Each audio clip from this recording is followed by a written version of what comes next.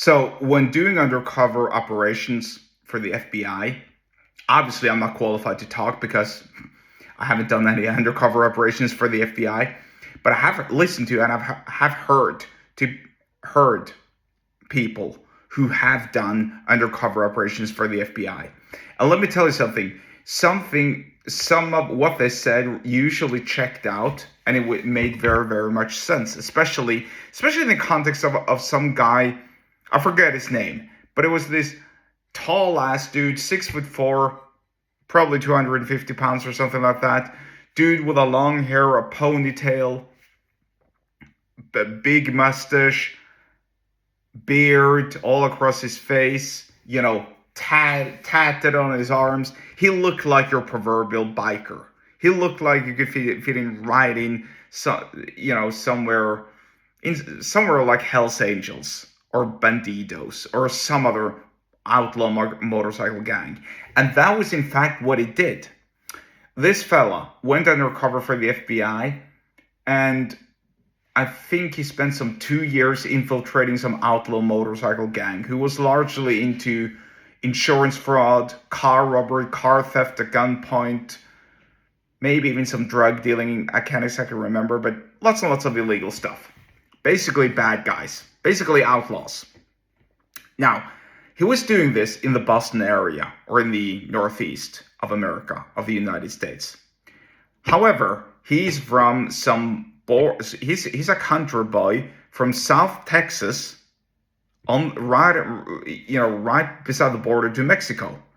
So it kind of doesn't make sense that a Texas country boy goes up to the Northeast of on the Northeast coast, because obviously there's a huge ass difference. There are cultural differences, and he's got this accent. He's got this, I'm from Texas. I don't know if that's a proper Texas accent, but you know what I mean. There's a big difference culturally and socially, and maybe even outlaw motorcycle gang wise. I don't really know. I'm not qualified to say. However, the point is, he looked like a biker. He acted like a biker, and he talked like a biker. And when he was sort of like questioned and, I guess, scrutinized closely by this gang, all of his stories had to check out, because they would ask him, so where have you been, what have you done, etc., and and he said, well, I've been at that place, I've been to those places, I know these people, I've done this, I've done that. All that needed to check out, because he needed to come across as believable. His appearance made him believable, way more believable than me, by the way. I mean, I couldn't pose as a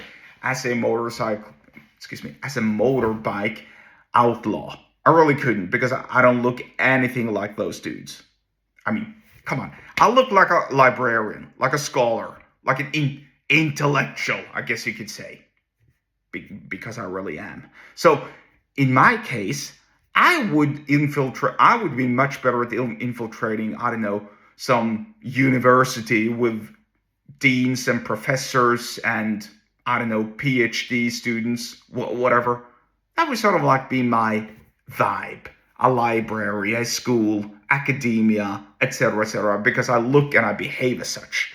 Maybe even a business environment, who knows?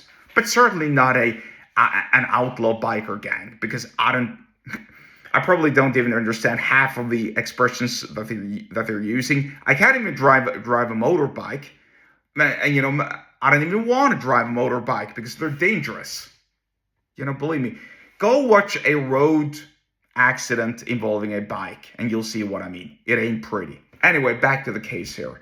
So when this fellow was questioned and scrutinized, his stories needed to check out, right?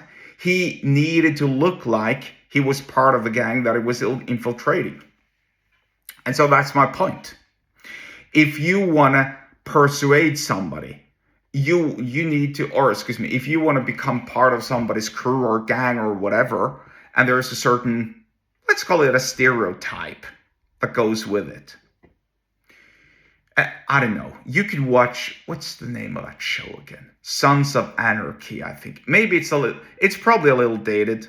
Now that I think about it, it's way dated. I think I think they started recording the first season back in 2008, 2009 or something. Way before there were smartphones and social media and all of that. So this is just, and that's pretty much all I know about bikers and outlaws. Obviously, I don't dabble with these things, but there's a certain stereotype: big ass, tatted, muscle guys with a beard or mustache, whatever, long hair, ponytail, etc., etc. That's pretty much it. I look like I could play in a chess tournament, which is hilarious because I don't even know chess. But that's a different story for a different time. The point is, if you want to infiltrate a gang or a group or a peer group, you should probably aim to look at the very least a little bit like them. So in my case, if I were to infiltrate some outlaw biker gang, I would have needed to let my beard grow, my mustache grow, all of my hair grow.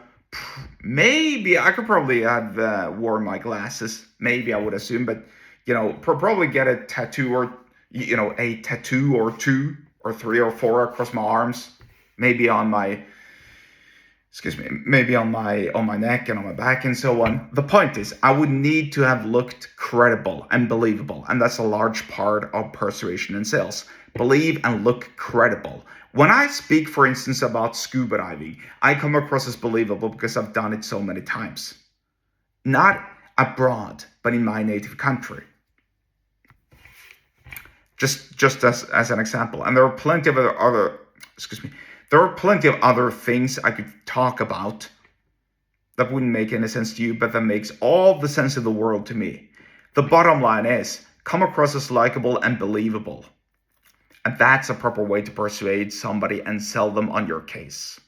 If you want to learn more about sales and persuasion, get subscribed to my email list. The link to do so is in the episode description, wherever you're watching and or listening to this, and I'll see you there.